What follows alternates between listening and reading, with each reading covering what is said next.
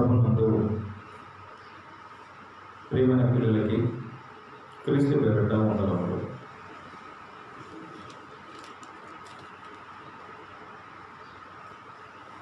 మనం గత వారం నుండి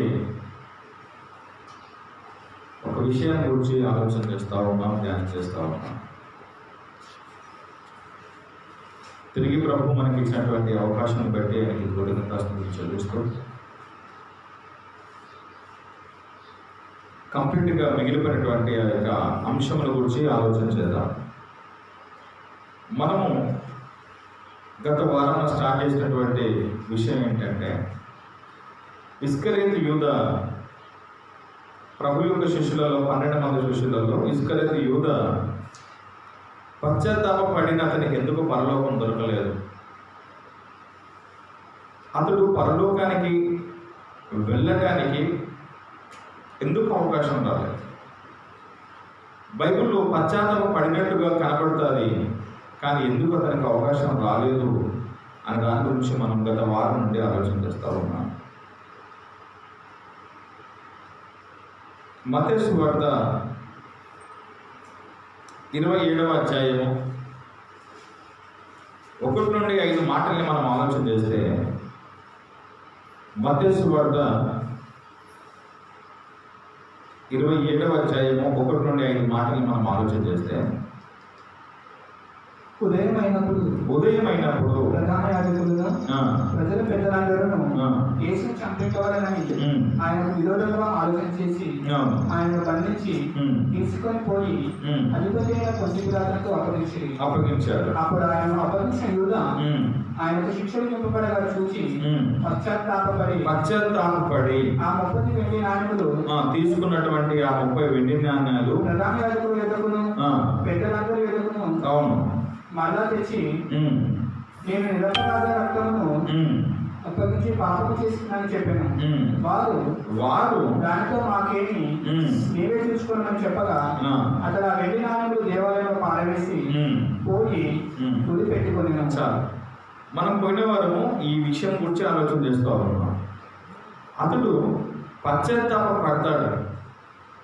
ఇస్కరియోతు యూదా పశ్చాత్తాప పడిన ఎందుకు అతను పరలోకానికి అంటే అవకాశం లేకుండా పోయింది? ఆయన ఎందుకు కోల్పోవలసినటువంటి పరిస్థితి ఏర్పడింది అనే దాని గురించి ఆలోచన చేస్తున్నాం. మరి మత్తయి సువార్తలో పశ్చాత్తాపడ్డట్టుగా మనము ఈ వాక్యాన్ని ఆధారం చేసుకుంటే అతను చేరాలి. అంటే పరలోకానికి చేరడానికి అవకాశం ఉండాలి, కానీ అది కోల్పోవటం జరిగింది. దానికి మనం పోయిన వారము మాట్లాడుతూ అతడు ఎంత దేవుని పనిలో ఉన్నా, ఇస్కరియోతు యూదా దేవుని పనిలో ఉన్నాడు, ఆయన ఎంత దేవుని పనిలో ఉన్నాడు అనేది కూడా పోయిన వారం మనం మాట్లాడుకున్నాం. తర్వాత ఇస్కరియోతు యూదాను గురించి 2 విషయం అందులోనే ఇస్కరియోతు యూదాను గురించి ముందే చెప్పబడింది కాబట్టి అతడు చేశాడు. ఈ విషయం గురించి మనం పోయిన వారం మాట్లాడాం. ఈ 2 విషయాల గురించి, ఒకటి అతడు దేవుని పనిలో ఉన్నాడు, రెండవది ప్రవచన వాక్యాలలో ముందే యూదా గురించి చెప్పబడింది కాబట్టి తప్పిపోవాలి అని ఉంది కాబట్టి తప్పిపోయాడా? అతను స్వభావ రీత్యా అతని పద్ధతి అనే విధానమే అది కాబట్టి అతడు అలానే ఉంటాడని వాక్యం ముందే చెప్పిందన్న దాని గురించి మనము గత వారం మాట్లాడుకున్నాం. ప్రియమైన దైవ పిల్లలారా, యూదా మనసు ఎంత కఠినమైనది అంటే, అతడు దేవుని కుమారుడైన క్రీస్తు ఎన్నో మార్లు హెచ్చరించాడు. ఇస్కరియోతు యూదా దారి తప్పిపోతున్నటువంటి క్రమంలో అతన్ని ఎన్నోసార్లు యేసు హెచ్చరించాడు. లోకరక్షకుడైన యేసు అతన్ని హెచ్చరించాడు. అయినా అతడు ఏమాత్రం మారు మనసు పొందలేదు. సరైన మార్గంలోనికి రాలేకపోయాడు. కారణం ఏమిటంటే, అపవాది అంతగా యూదా అపవాది ఆధీనంలోనికి అంతగా వెళ్ళిపోయాడు. ఇక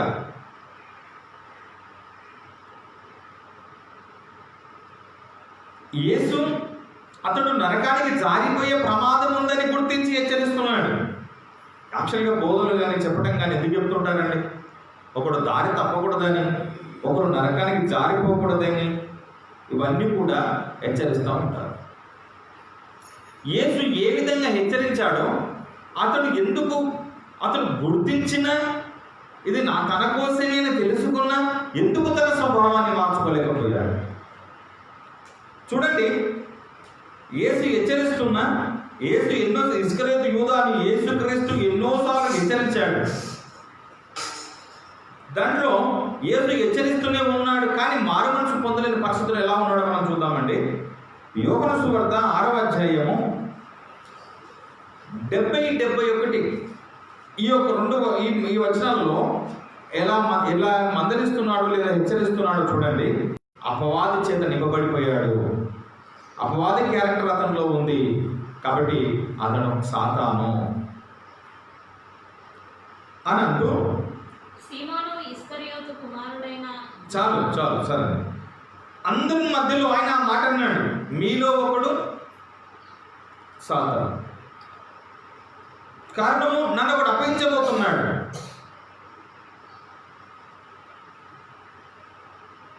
ఈయన తాను శిలువ మరణానికి వెళ్ళక మునుపు యూదా యేసుని అప్పగించాలి అనేటటువంటి ఆలోచనలో కలిగి ఉన్నాడు. ఇవన్నీ గుర్తించిన యేసు తన్ని మార్చటం కోసము, తానులో మార్పు రావటం కోసము, లేదా ప్రవచన వాక్యాలలో ఇస్కరియోతు యూదా దారి తప్పిపోతాడు అని ఎలా ముందే రాయబడిందో, యేసు చెబుతున్న మాటలను బట్టి చూస్తే అతని మనసు ఎంత కఠినమో, ఎంత దారి తప్పిపోయిందో అనేది కూడా మనం దాని ద్వారా తెలుసుకోవచ్చు. 13వ అధ్యాయం మన పుస్తకంలో 13వ అధ్యాయము 10-11 మాటలని మీరు ఆలోచన చేస్తే ఆయన అంటాడు, మీరందరూ పవిత్రులు కాదని చెబుతున్నాడు ఆయన. అనగా తను అప్పగింపబోతున్న వాడెవడు యేసుకు తెలుసు గనకనే అది మనసులో పెట్టుకొని అందరూ కాదు అంటున్నాడు. చూడండి అన్నమాట. యేసు అతనిని చూసి యూదాను చూసి, స్నానం చేసిన వాడు పాదములు తప్ప, ఓకే సరే అండి. పేతురుని గురించి మాట్లాడుతూ పేతురు అడిగాడు, మాయకుడు కడగండి కంప్లీట్గా అనేటటువంటి ఉద్దేశంతో వచ్చినప్పుడు ఆయన చెప్తున్నాడు, పాదములు తప్ప మరేమీ కడుక్కొనక్కర్లేదు, పాదాలు తప్ప మరి ఏది కూడా కడుక్కోవలసిన పనేం లేదు. అతడు కేవలం పవిత్రుడయ్యను, అతడు కేవలము పవిత్రుడు. మీరును పవిత్రులు కానీ మీలో అందరూ పవిత్రులు కారని. మీరు పవిత్రులే కానీ మీలో అందరూ పవిత్రులు కారన్నాడు. మళ్ళా తను అప్పగించు వానిని ఎరుగని కనుక, ఎందుకోసం చెప్పాడు కూడా చెప్పాడు కదా. తనను అప్పగింపబోతున్నటువంటి యూదాను ఉద్దేశించి ఆ మాట స్పష్టం చేశాడు ఆయన. మీలో ఒకడు నన్ను అప్పగించబోతున్నాడు అని ముందు చెప్పాడు, మీలో అందరూ పవిత్రులు గారని మళ్ళీ చెప్పాడు. యేసుతో కలిసి ఉన్నంత వరకు, యేసుతో ఉంటున్నంత సమయం వరకు యేసు స్పష్టం చేస్తూనే ఉన్నాడు. ఇస్కరియోతు యూదాను గురించినటువంటి తన మనస్తత్వాన్ని గురించి, తను అపవాది చేత ఎంత నిండుకొని ఉన్నాడో దేవుడు స్పష్టం చేస్తూనే ఉన్నాడండి.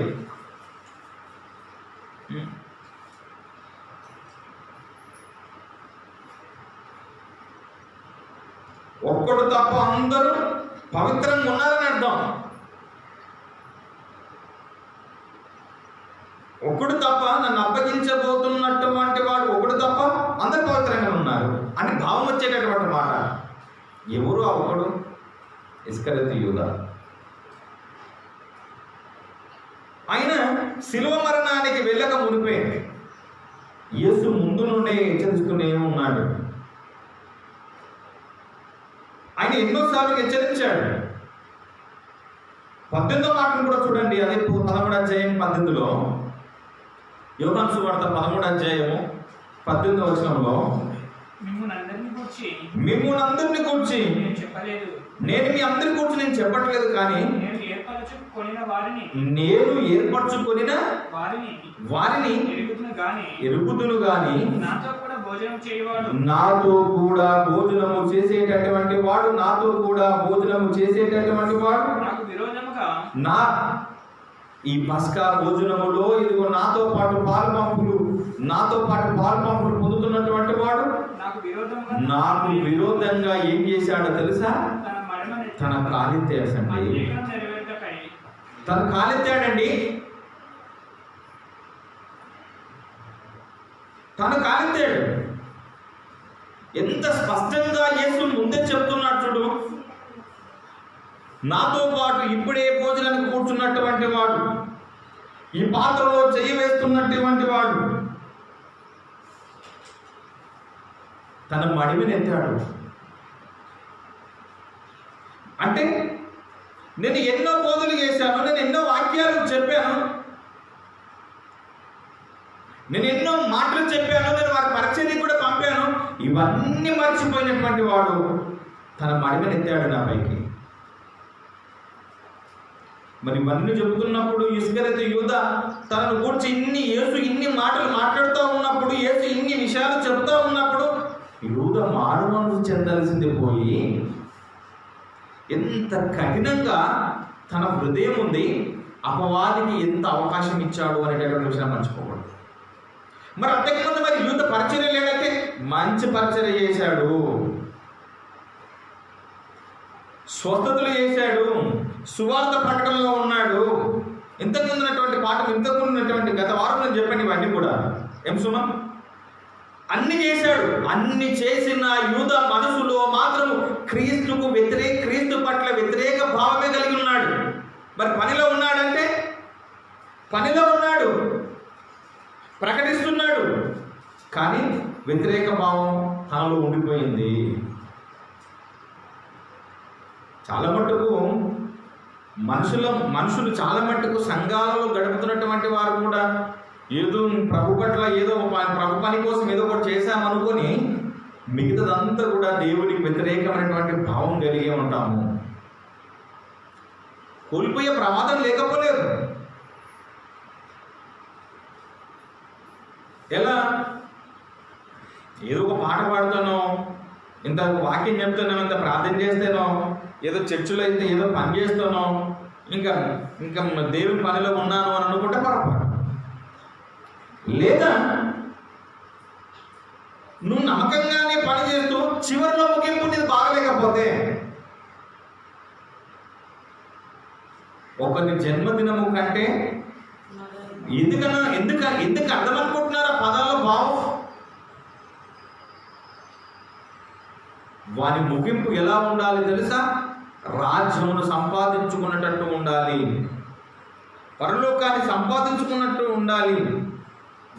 ఆ ముగింపు బాగలేకపోతే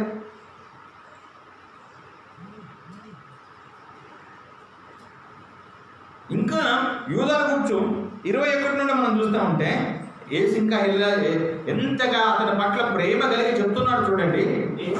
యేసు ఈ మాటలు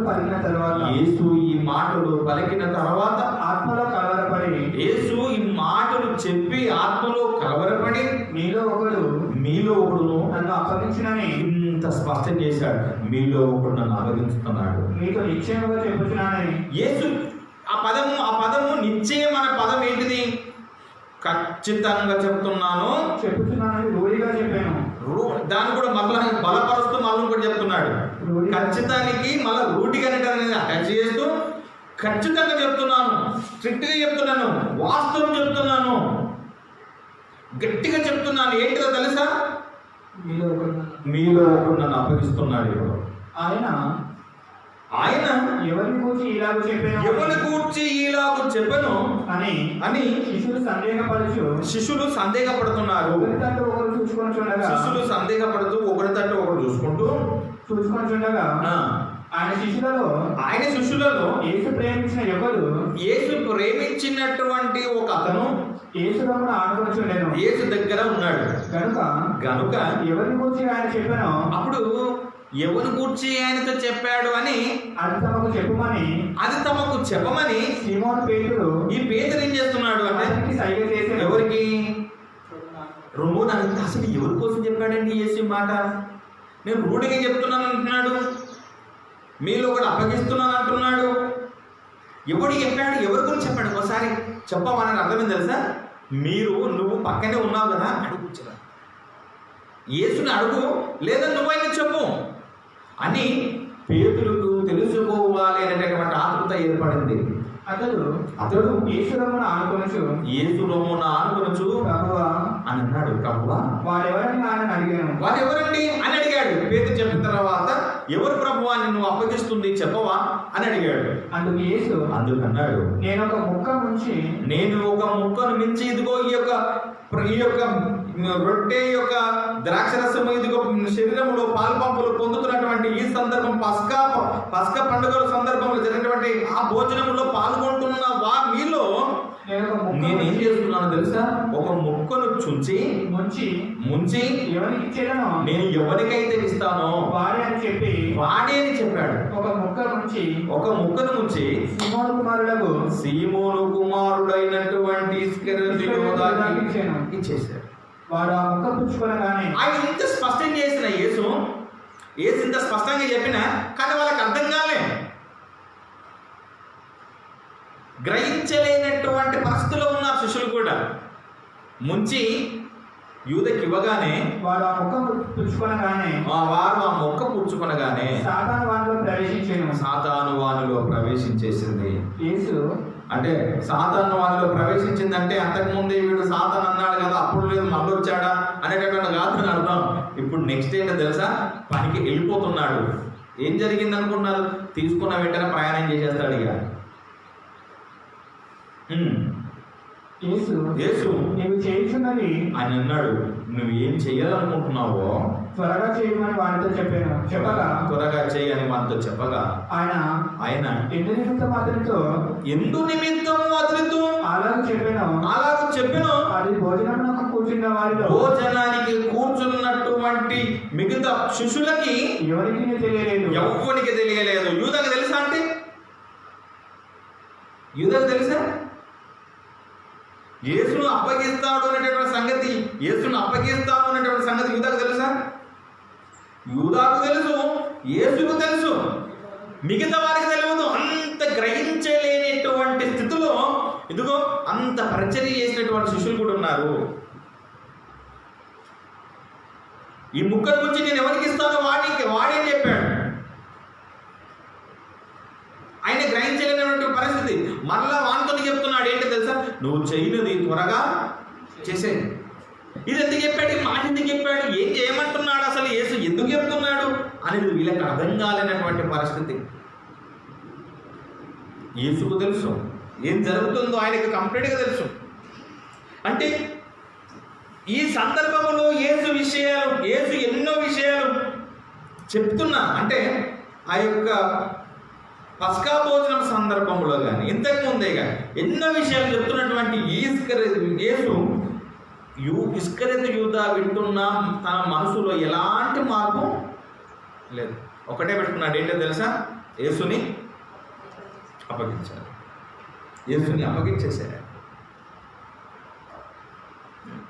అందుకని యేసు ఆ మనుషునికి శ్రమ వాడు పుట్టకపోయి ఉంటే మేలు. మత్తయి సువార్త 26వ అధ్యాయం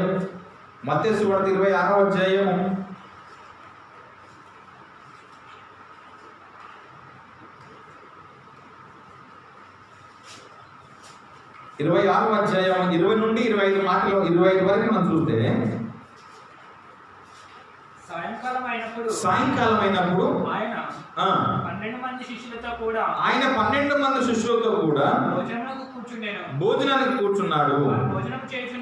వారు భోజనము చేయుచుండగా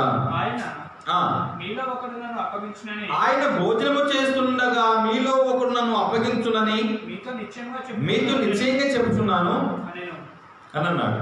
అందుకు వారు ఏమన్నారంటే, బహు దుఃఖపడి, జాగ్రత్తగా వినండి, యేసు ఎప్పుడైతే ఈ మాట చెప్పాడు, చెప్పిన తర్వాత వాళ్ళంతా బహు దుఃఖపడి ప్రతి వాడు ఏమన్నాడు తెలుసా?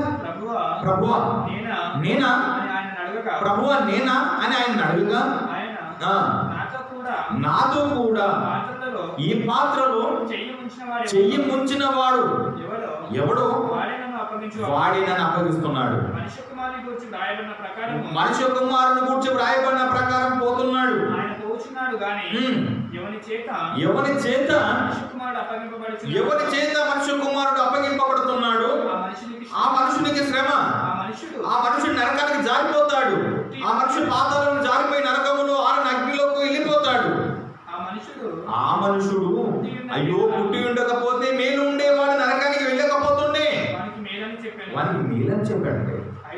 అయినను ఆయనను అప్పగించిన యూద బోధకుడా నేనా అని అడగగా ఆయన నువ్వు అన్నట్టే అన్నాడు.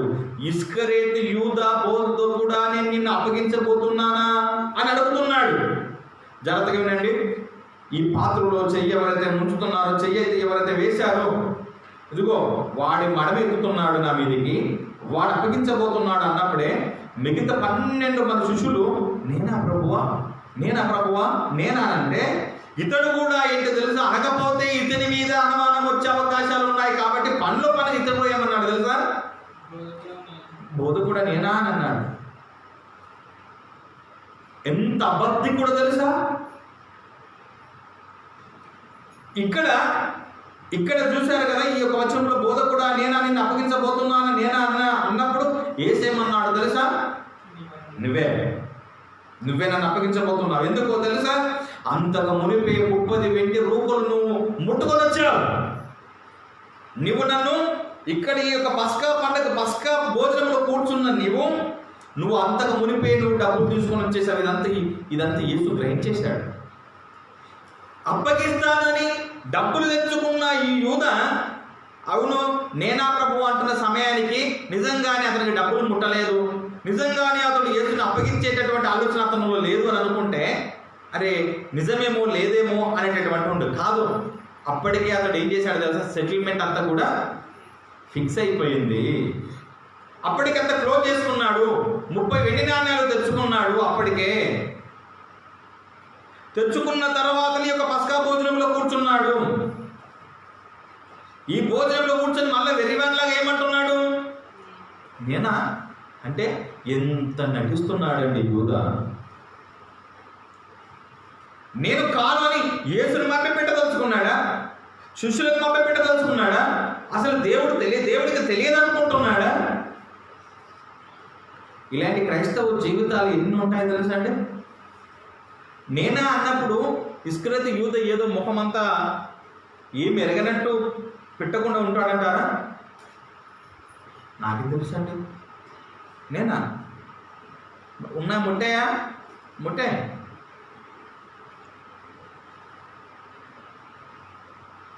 ఇవన్నీ ఎందుకు చెప్తున్నాడో మిగతా శిష్యులకి ఏమీ అర్థం కాని పరిస్థితి.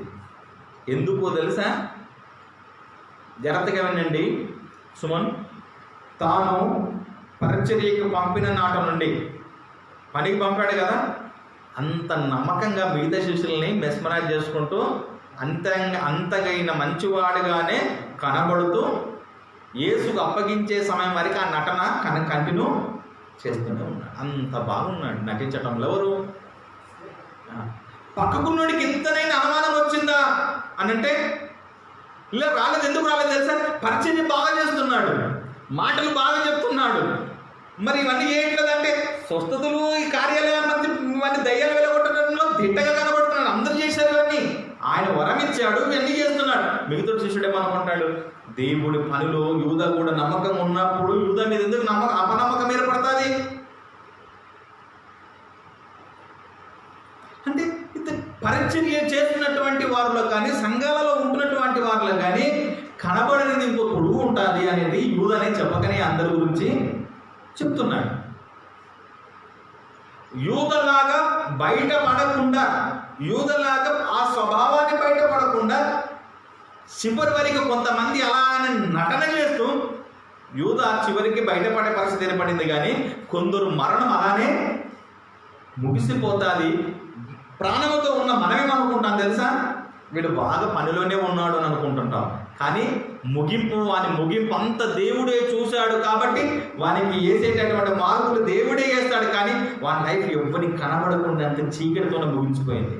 మనమేమనుకుంటున్నాం, నీతిమంతుని జ్ఞాపకం చేసుకోవటం ఎంతో ఉత్తమం అనుకుంటుంటాం.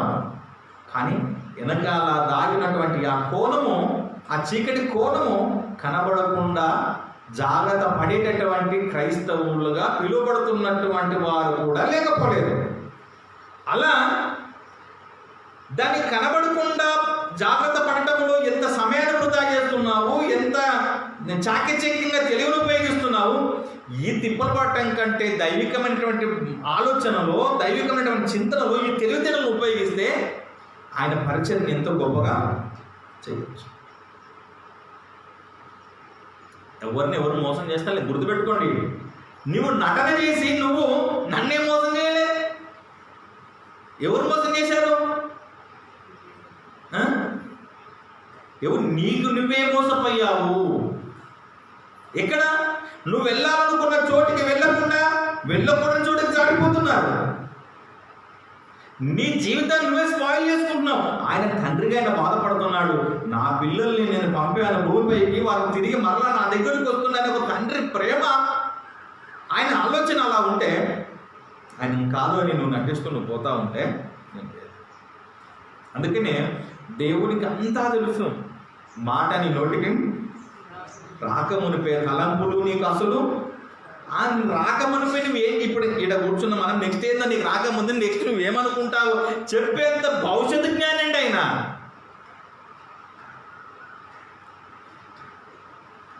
నేను మీకు ఉపయోగిస్తాను, మీ జీవితంలో దాన్ని పాటించండి. ఎక్కడైతే పొరపాటుగా కనబడతాదో మీ జీవితంలో దానిని సమర్థించుకొనకుండా క్షమాపణ కోరుకొని మరలా తిరిగి దాన్ని చెయ్యకుండా ఇది అపవాది చేసినటువంటిదని గ్రహింపు ఆ క్షణంలోనే రావాలి. మరలా చెప్తున్న జాగ్రత్తగా వినండి. మీ జీవితంలో జరుగుతున్నటువంటి దానిని ఆ క్షణంలోనే ఆ పొరపాటును దాచిపెట్టుకునక, ఆదాము దాచిపెట్టుకున్నాడు, కప్పుకున్నాడే, అలా కాక ఆ క్షణంలోనే క్షమాపణ తండ్రి యొద్ద కోరి, ఓకే ఇది అపవాది నుండి కలిగినది అని నువ్వు ఆ క్షణంలో గ్రహింపులోనూ ఉండాలి. ఓకే, అప్పుడే నువ్వు తప్పించబడతావు. ఎందుకంటే ఈ సూత్రం నువ్వు ఫాలో అయినావు అనుకోండి, నువ్వు ఆ కుయుక్తులు అపవాది కుట్రలు నీకు ఈజీగా నువ్వు ఐడెంటిఫై చేసుకుంటావు. ఎప్పుడైతే తప్పుడు అడిగేసావనుకో, ఎవరు చూడట్లేదండి. ఇది ఎవరు శాశ్వతం కాదు. నా శరీరం మీకు శాశ్వతం కాదు, మీ శరీరాలు ఎవరికెవరు శాశ్వతాలు కాదు. ఓకే, ఇది కేవలం తాత్కాలికమైనటువంటి జీవితాలు, ముగింపు ఒకటి ఉంటుంది. ఓకేనా? ఆ ముగింపు ఫలితం ఏమంటున్నానంటే, యూదలాగా, ఇస్కరియోతు యూదలాగా నటించి సావటం కంటే దేవుని కొరకు జీవించి చావటం అనేది ఉత్తమం.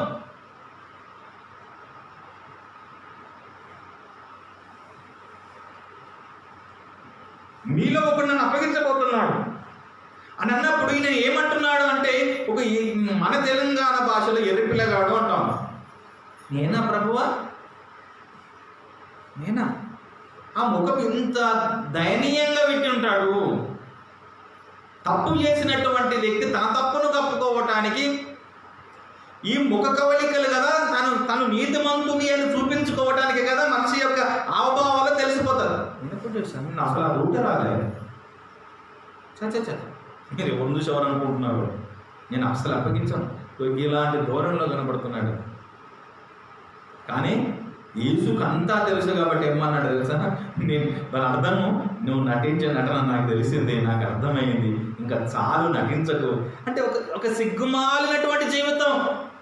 నీ ఎవరమేందో బయటపడిన తర్వాత కూడా, ఎవరమేందో బయటపడితే కూడా దాన్ని నటిస్తుంటే దేవుడు బాగా చేసే అని అనే పరిస్థితి ఉందా? సిగ్గుపడాలి. అందుకనే బైబిల్ కూడా మాట్లాడదు, తాము సిగ్గుపడవలసిన వాటి యందు కూడా సిగ్గుపడక అతిశయ పొందుతారు. ఇది తప్పురా బాబు. చేసేదా లేకుండా అంటే ఆ ముఖము తప్పు చేసేసి అలా చెప్తుంటారు.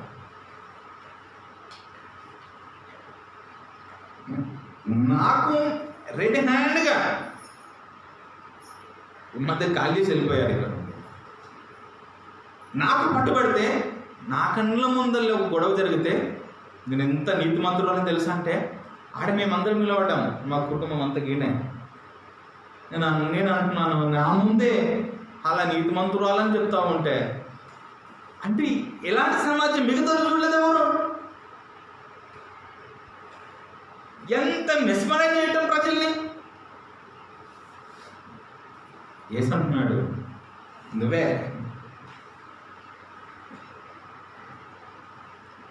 లూకా సువార్త 22:21 ఒక మాట అన్నాడు చూడండి సార్.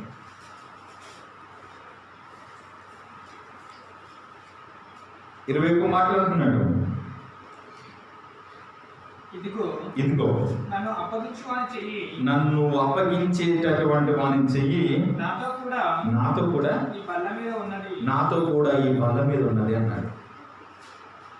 నాతో కూడా ఈ బల్ల మీద ఉన్నది, వాడు నన్ను అప్పగించడానికి వచ్చేసాడు, నన్ను అప్పగించడానికి వాడు సిద్ధమవుతున్నాడు అని అన్నాడు. యేసు ముందే చెప్పేసేసాడు. అంటే ఎన్నో విధాలుగా యేసుని ఇంతగా హెచ్చరిస్తున్నా అతడు యేసు మాటల్ని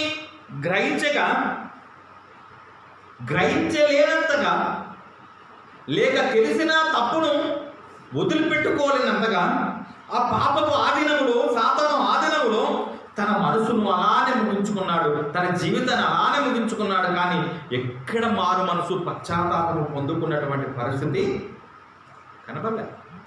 అవునండి, మరి పశ్చాత్తాపము మత్తయి సువార్తలో మనం చదువుకున్నప్పుడైనా డబ్బులు పడే పశ్చాత్తాపం పొంది ఆ 30 వెండి నాణ్యములు పడివేశాడు కదా. కానీ నిజంగానే ఆలోచన చేసినప్పుడు ఆ ధోరణి అంతా నేను చెప్తా ఉన్నప్పుడు, ఈ పద్ధతులు మీరు చూసినప్పుడు అతను అది పడినటువంటి ఆ విధానం సరైనదే కాదు. అసలు పరిచర్యలో అంతవరకు బాగానే ఉన్నటువంటి ఇతను ఎందుకు దారి తప్పాడు? ఎందుకు ఆ పరిస్థితిలో ఉన్నాడు? అసలు దారి తప్పడానికి ప్రధానమైనటువంటి కారణం ఏంటి? 12 మందిని యేసు ఏర్పరచుకున్నాడు పరిచర్య కోసం. 12 మందిని తీసుకున్నటువంటి వారిలో యేసుని అప్పగించేటానికి, ఆ పరిస్థితికి రావటానికి ప్రధానమైనటువంటి కారణాలు ఏంటి?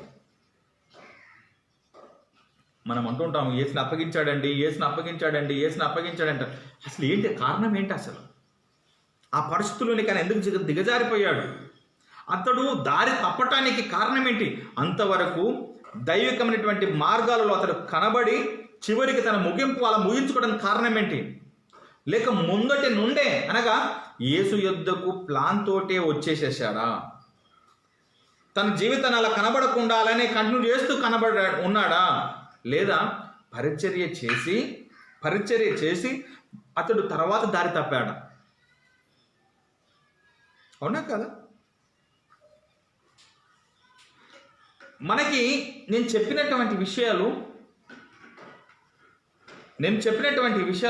ఆలోచన చేయగలిగితే అతని స్వభావం ముందటి నుండే ఆ ధోరణిలో ఉందా? లేకుంటే యేసు యుద్ధకు వచ్చిన తర్వాత ఆయన పనిలో ఉంటున్నప్పుడు అతను మధ్యలోనే దారి తప్పాడా? ఈ ఆలోచనకి బైబిల్ సమాధానం చెప్పాలి. యూద దారి తప్పటానికి ప్రధానమైనటువంటి కారణము కూడా లేకపోలేదు. ఏంటిదంటే ప్రధానమైనటువంటి కారణం ధనమే. ఒక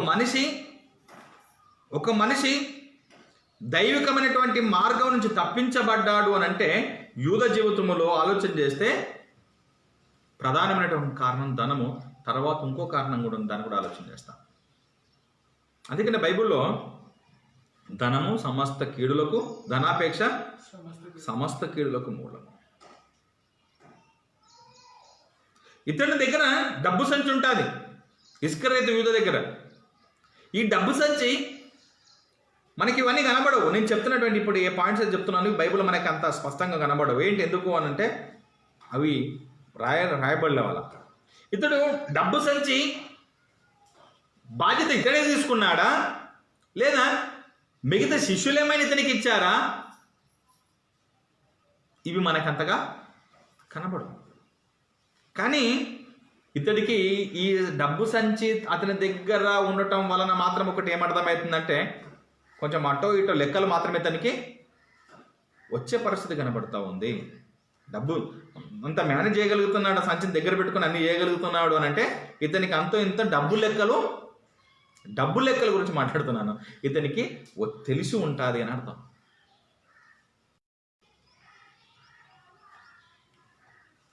ఇతడే తీసుకున్నట్టు, వాళ్ళే అప్పగించినట్టు అంతగా మనకు ఉండదు.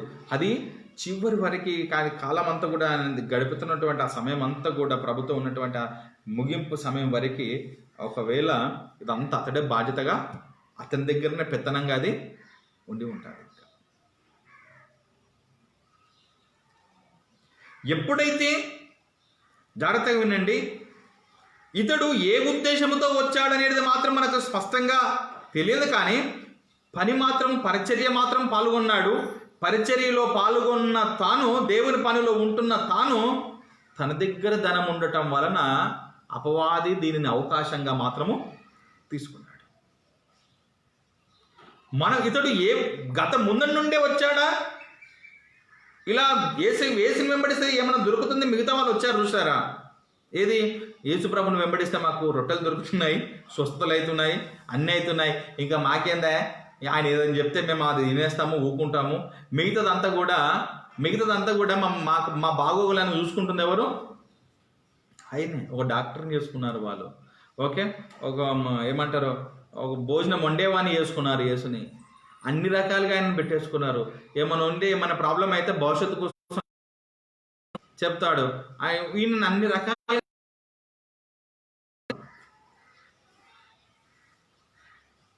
ఇంత చింతగా వచ్చి యేసుని అడుగుతారో తెలుసా అండి, బోధకుడా ఇక్కడ పోయావు, నీకోసం మేము వచ్చి జనం అంతా వచ్చంటారు యేసుని, బోధకుడు ఎక్కడ పోయాయా నువ్వు?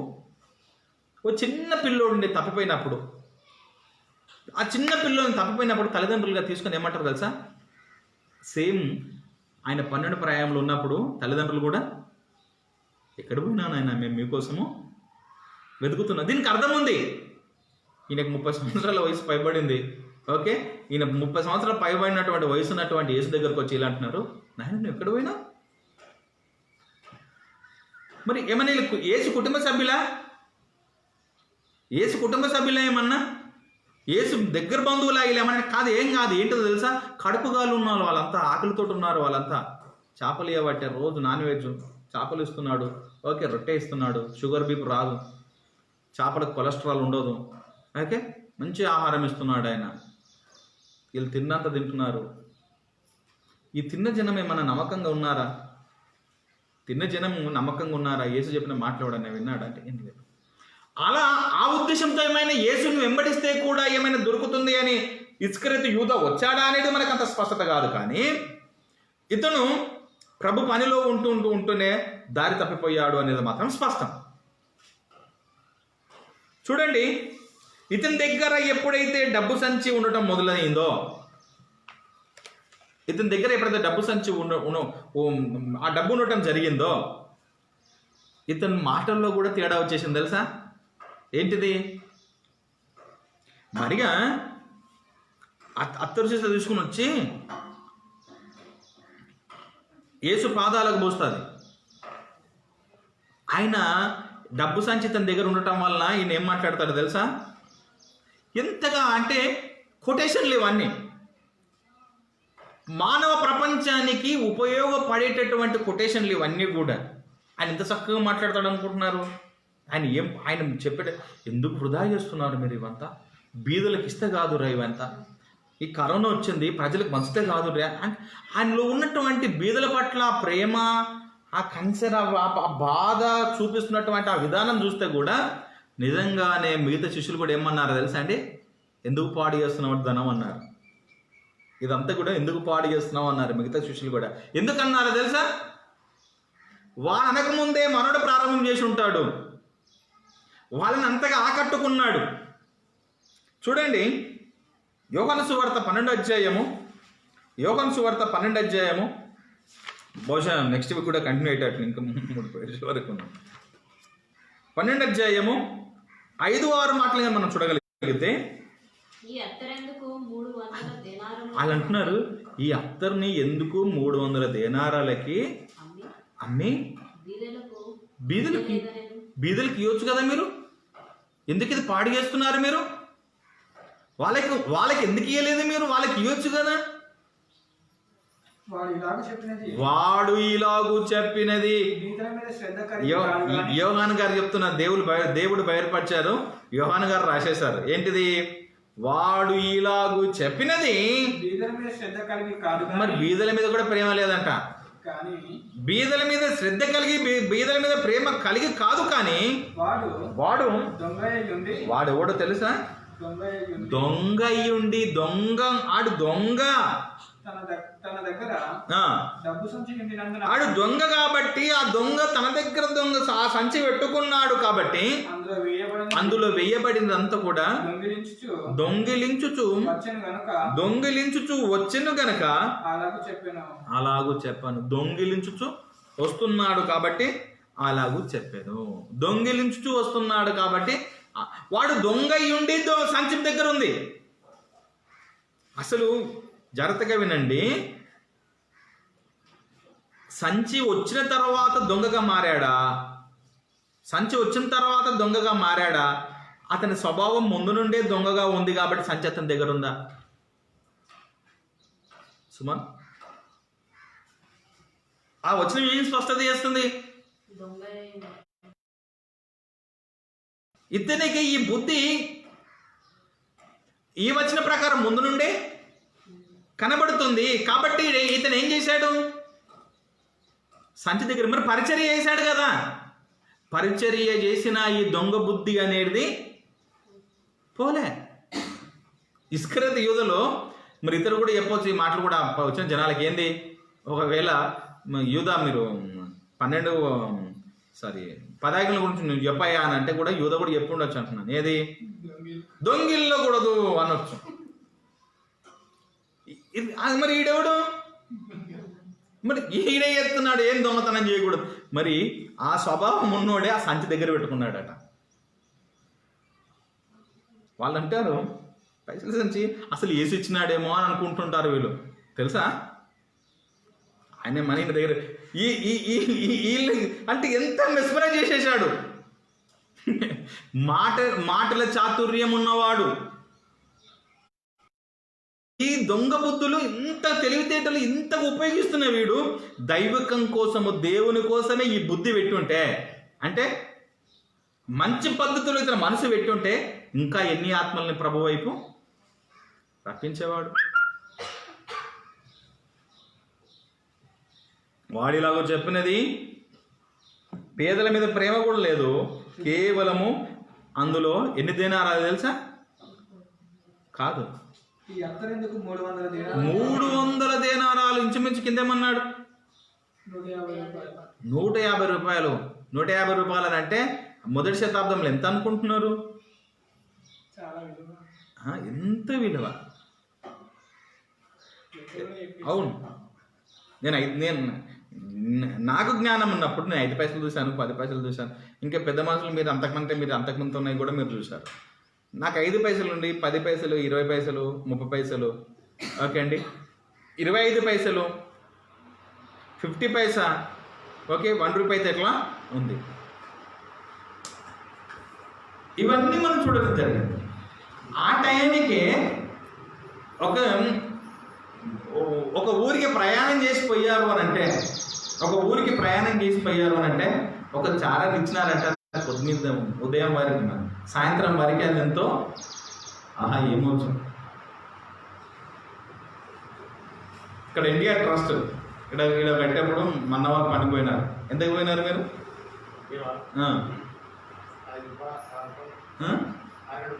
6 రూపాయలకు పనికి. 6 రూపాయలకు పనికి అంటే ఈరోజు 6 రూపాయలు అంటే స్టీవెన్ గారి వాళ్ళకి వీళ్ళకి పిల్లలకి అది ఇంత ఆఫ్టర్ ఆల్ ఇంతేనా? నాకు 6 రూపాయలు ఇస్తారు అంటే జనరల్గా మనకి ప్రజలుగా ఇప్పుడు 100 రూపాయలు ఇచ్చిన వాళ్ళకి అది చులకనే ఉంది. ఆ టైంలో అంత ఉంది. మరి ఆ టైంలో అది ఇంచుమించు ఎంత తెలుసా? 150 అంటే ఎంత? అందుకనే బాధేసి అంటున్నాడు, ఎందుకు మీరు వృధా చేస్తున్నారు? ఎంత జ్ఞానంగా మాట్లాడుతున్నాడండి. 13వ అధ్యాయము యోహాను సువార్త 13వ అధ్యాయము 29వ మాట. మిగతా మనం నెక్స్ట్ వీక్ కంటిన్యూ చేద్దాం.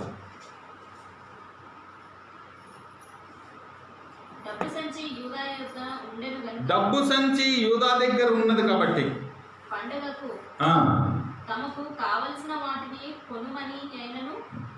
పండుగకు వాళ్ళకి కావలసినవి కొనుమనైనను బీదలకు ఏమైనా ఇమ్మనైనను యేసు వారితో చెప్పినట్టు కొందరు అనుకున్నారు. అనుకున్నట్టుగా వాళ్ళు అనుకున్నట్లుగా ఇతడు ప్రవర్తించాడు. అంతే కదా? ఎలా అనుకుంటామండి? ఒక వ్యక్తి ఇతరుల గురించి, ఒక వ్యక్తిని గురించి ఇతరులు ఎలా అనుకుంటారు? అంత ఈజీగా ప్రవర్తన. అంతే కదా? మరో చదుదాం, మటన్ చదువు మనం ముగించుకొని మిగతా మనం నెక్స్ట్ కంటిన్యూ చేద్దాం. డబ్బు సంచి యూదా దగ్గర ఉన్నది కాబట్టి పండుగకు ఏ పండుగ? పస్కా పండుగ ఉంది. ఆ పస్కా పండుగకి కావలసిన వాటిని కొనుమనైనను బీదలకు ఏమైనా ఇమ్మనైనను చెప్పినట్టు అనుకున్నాడు. ఏసేమంటున్నాడు? వీడు దొంగ, వీడు నన్ను అప్పగించడానికి వచ్చాడు. యేసు ముందే గ్రహించాడు. మరి ఇన్ని చెప్తున్నా వీళ్ళకు కూడా ఇంకా అర్థం కాలేనటువంటి పరిస్థితి. ధైర్య పిల్లరా, ఇస్కరియోతు యూదా దారి తప్పటానికి ప్రధానము ధనాపేక్ష. ప్రధాన కారణం ఒకటి ధనాపేక్ష. ఇది సమస్త కీడులకు ఎన్ని కీడులు కలగజేస్తుంది అంటే అబద్ధాలు ఆడిస్తుంది, దొంగతనం చేపిస్తుంది, చంపేపిస్తుంది. ఓకే, ఆ అపేక్ష కోసము చివరికి ఆత్మహత్యలు చేసుకుంటారు. ఎన్నో పరిస్థితుల్లోకి ధనాపేక్ష ఎన్నో పరిస్థితులకి నెట్టేస్తారు. అది ఒక వలయం, అది ఒక ఊబి లాంటిది, ఒక లోతైన ఊబి లాంటిది. ఆ అపేక్ష అందులో నెట్టబడినాము అంటే బయటపడడం అనేది కష్టం. నువ్వు పోయిన కాడికి దాన్ని వదిలిపెట్టి ఉన్నప్పుడే నువ్వు ప్రభు చెంతకి ఇంకా ఎలా నీ జీవితాన్ని కంటిన్యూ చేస్తున్నావు అనేది ప్రధానమైనటువంటి కారణం. మిగతా మనము వచ్చేవారు మాట్లాడుకుందాం. పార్ట్ 3లో మనము ఈ యొక్క పాఠంతో కంప్లీట్ చేసుకుందాం. కళ్ళు మూసుకుందాం, ప్రార్థన చేద్దాం.